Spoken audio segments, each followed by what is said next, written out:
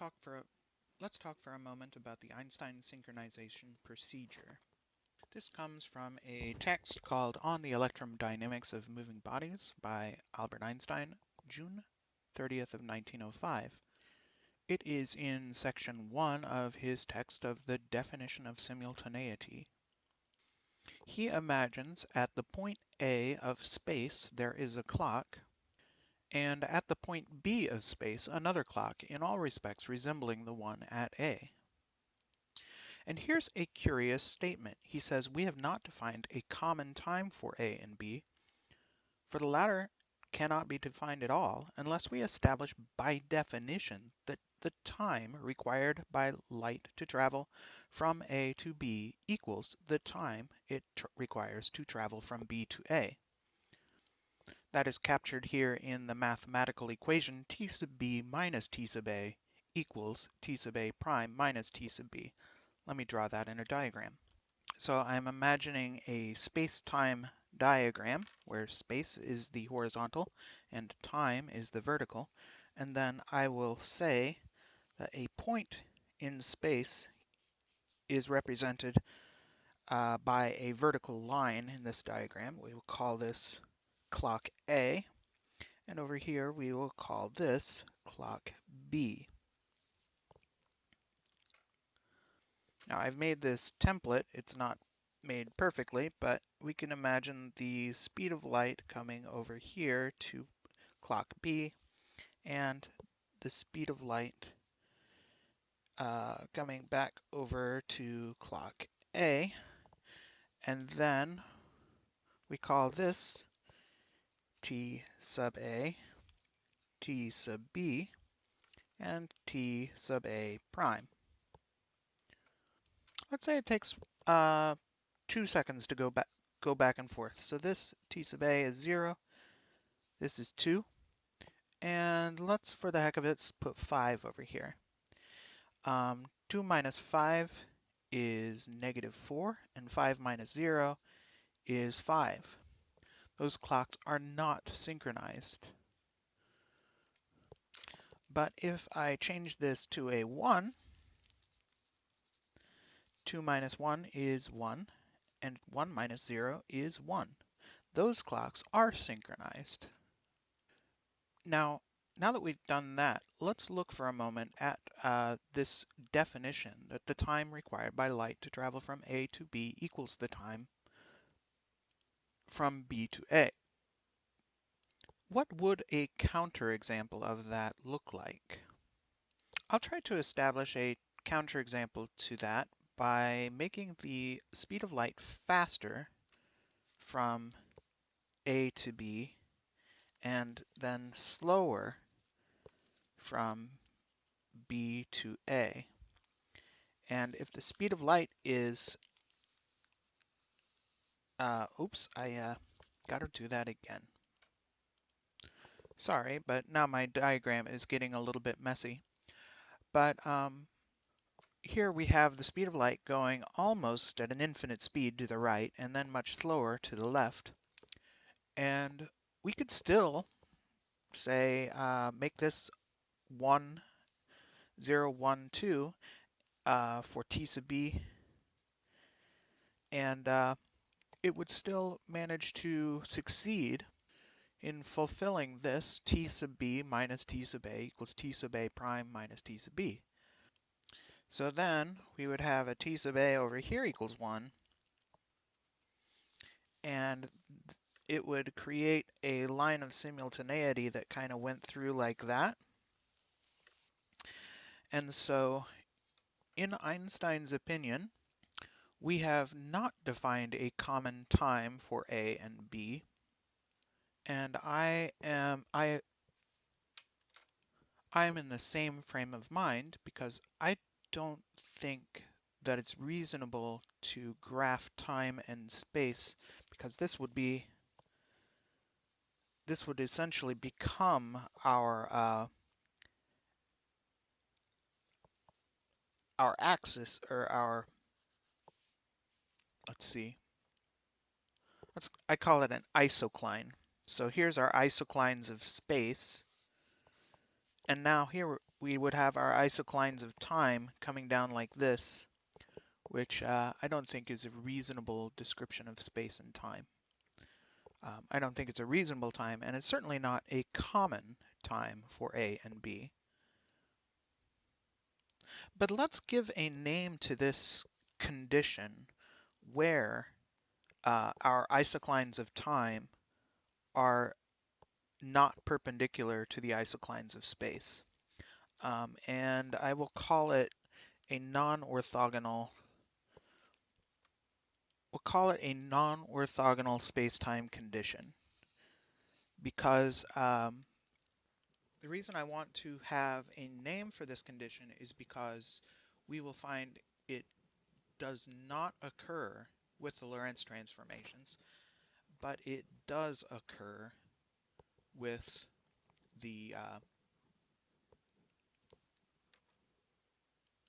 Tangerlini transformation equations. Okay, the next topic I want to talk about is the Einstein synchronization procedure on moving clocks. Okay, once again, we have our space and time, but this time we have A going off to the right as time moves forward, and B going off to the right as time moves forward. Once again, we will send a signal from A to B, and that signal will be returned from B to A. Hopefully I get this right.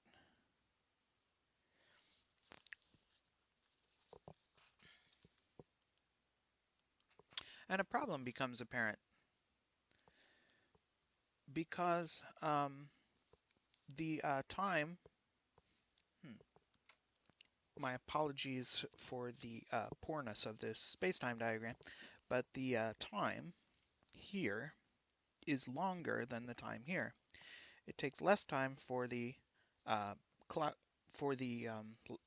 light ray to return than it did to go there.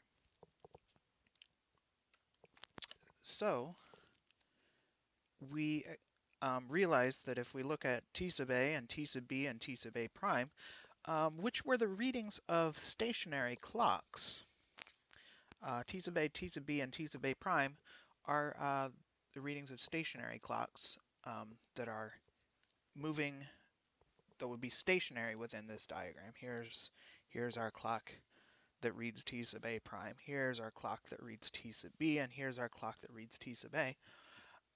Those are going to find that the time between T sub A and T sub B is not equal to the time between T sub A prime and T sub B.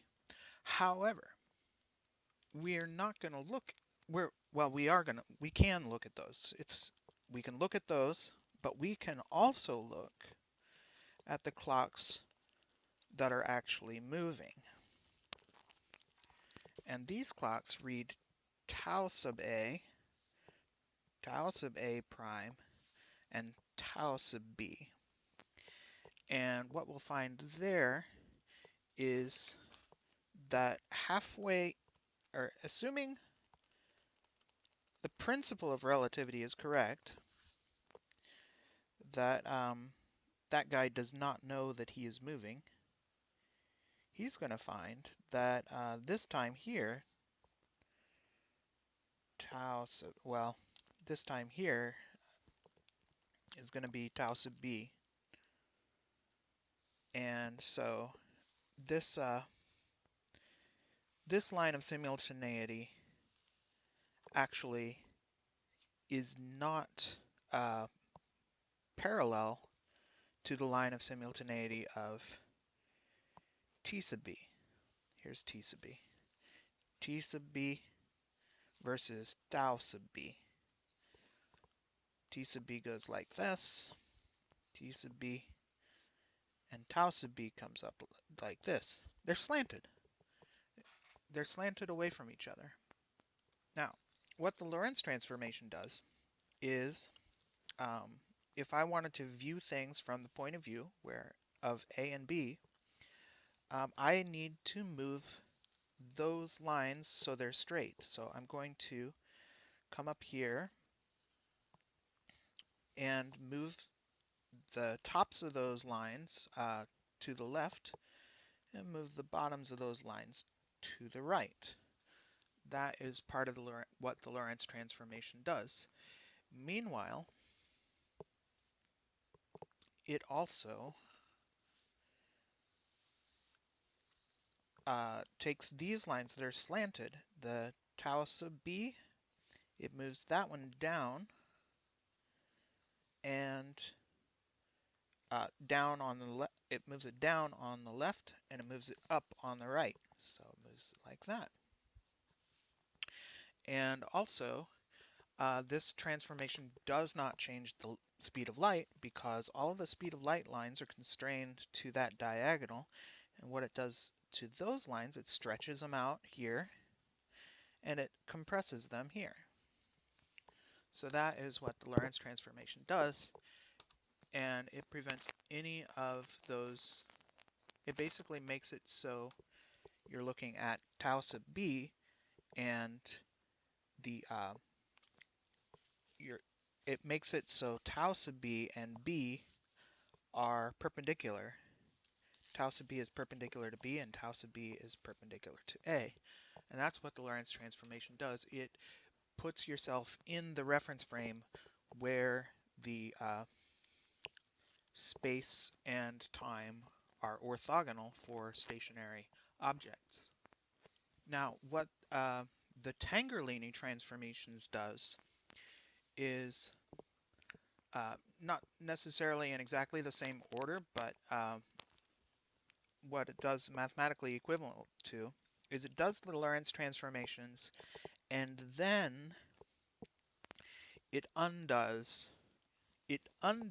the desynchronization of the T sub b line, because when this transformation takes place, it makes the tau sub b flat, gets it on the horizontal, but it changes T sub b so it is slanted. So what the Tangerlini transformation does is once this is completed, it does something that looks like this. It shoves this back up and it shoves this side back down so that T sub b is essentially righted. It's made back horizontal and it slants tau sub b. And what that does is it makes those moving clocks and the taus, it puts you back in that non-orthogonal space-time condition that I was talking about earlier, where your isoclines of time and your isoclines of space are not perpendicular to each other. So once again, that's what the Lorentz transformation does. It basically scrunches down this way and stretches out this way.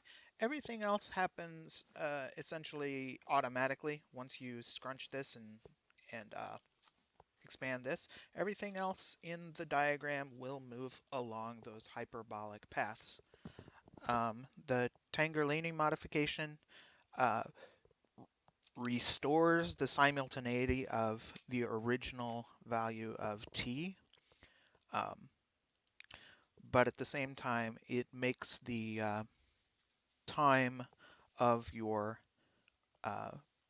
whatever moving frame you're in, it makes it non-orthogonal to the space of that moving coordinate reference frame.